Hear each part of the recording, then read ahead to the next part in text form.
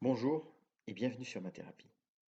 Dans le cadre du chapitre sur le calcul de limites lorsque la variable tend vers une valeur infinie, nous allons, à la suite des 3 vidéos précédentes concernant des fonctions qui étaient des quotients de polynômes, travailler maintenant avec des fonctions qui sont des fonctions comportant des radicaux. Donc dans un premier temps, lorsque nous aurons une fonction dans laquelle nous retrouverons par exemple l'expression racine de x carré, eh bien vous ne devez pas oublier que par définition, vous avez vu ça en troisième année, la racine de x carré est égale à la valeur absolue de x. Donc je prends l'exemple de la fonction racine de x carré moins 3x moins 4 divisé par x plus 1. Alors au niveau du domaine, moins 1 doit être exclu, on ne peut pas diviser par 0, mais il y a lieu aussi dans cette fonction d'étudier le signe du radicand de ce qui se trouve au numérateur, donc c'est-à-dire x carré moins 3x moins 4, et ce x carré moins 3x moins 4 doit être positif. Et donc ça, c'est donné entre moins l'infini et moins 1 non compris, ça c'est à cause du dénominateur, et puis de 4 compris jusque plus l'infini. Alors, au niveau de cette fonction, ce qui m'intéresse ici, ce n'est pas de regarder ce qui se passe autour de -1. -1 est bien adhérent au domaine, ça donnera lieu à une asymptote verticale, on le verra au moment de tracer la fonction. Ici, je m'intéresse uniquement au comportement de la fonction lorsque x s'approche de l'infini. Alors, j'ai un polynôme qui se trouve sous une racine carrée au numérateur, et donc, au niveau de ce polynôme, le x carré va l'emporter lorsque x tend vers l'infini par rapport à moins 3x moins 4. Et donc, cette limite peut se remplacer au numérateur par la racine de x carré. Et au dénominateur, le x va l'emporter par rapport au plus 1 lorsque x tend vers l'infini. Et donc, calculer la limite lorsque x tend vers l'infini de la fonction f de x revient à calculer la limite lorsque x tend vers l'infini de racine de x carré sur x.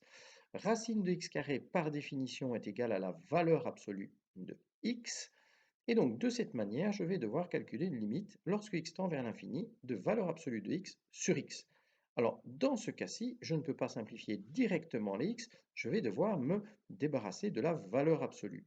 Alors, pour se débarrasser d'une valeur absolue, par exemple, lorsque x tend vers moins l'infini, je peux enlever les barres de valeur absolue, mais je dois changer le signe de x, donc c'est-à-dire que ce serait équivalent à moins x au numérateur divisé par x. Maintenant que j'ai enlevé les valeurs absolues, je peux simplifier les x et il me reste, lorsque x tend vers moins l'infini, une limite qui converge vers moins 1. Lorsque x tend vers moins l'infini, la limite converge vers moins 1, ça donnera lieu à une asymptote horizontale. Lorsque x tend vers plus l'infini, puisque x est positif, je peux simplement enlever les barres de valeur absolue sans changer le signe. J'obtiens donc un calcul de limite équivalent de x sur x, c'est-à-dire après simplification, cette limite va converger vers 1. J'ai donc une première asymptote horizontale que j'appelle AH1 qui a pour équation y égale 1 lorsque x tend vers moins l'infini, et une seconde que je note AH2 qui a pour équation y égale 1 lorsque x tend vers plus l'infini. Donc, en termes d'asymptote verticale, le calcul peut se faire séparément. Vous avez une asymptote verticale lorsque x tend vers moins 1, donc il y a une asymptote verticale en x égale moins 1.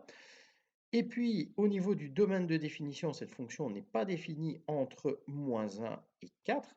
Donc, cette fonction va repartir après à partir de 4 et va s'approcher de l'asymptote horizontale 2. Et lorsque x part de moins l'infini, donc ce que je représente ici à l'écran, la fonction va s'approcher de l'asymptote horizontale 1. Et donc on dira en termes de limite, si on veut avoir plus de précision, lorsque x tend vers moins l'infini, la limite tend vers moins 1, moins. Maintenant, lorsque x tend vers plus l'infini, la fonction va tendre vers 1, moins. Voilà, j'espère que j'ai été clair. Je n'en ai pas encore terminé avec ce calcul de limite. Je vais devoir maintenant aborder un deuxième cas, donc quand on parle de radicaux, où j'aurai une différence de radicaux et faire apparaître un dernier cas d'indétermination, très désagréable aussi, un infini moins un infini. Donc je vous retrouve dans une prochaine vidéo. J'espère que j'ai été clair et à très bientôt sur ma thérapie. Au revoir.